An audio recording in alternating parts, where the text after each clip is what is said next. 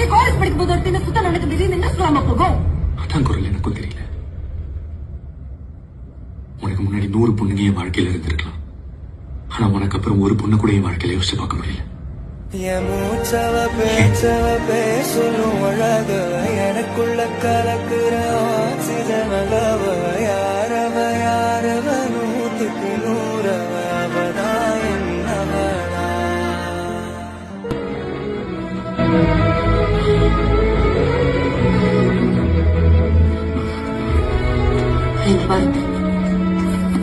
பாரு பாரு பாரு பாரு டேய் பாரா.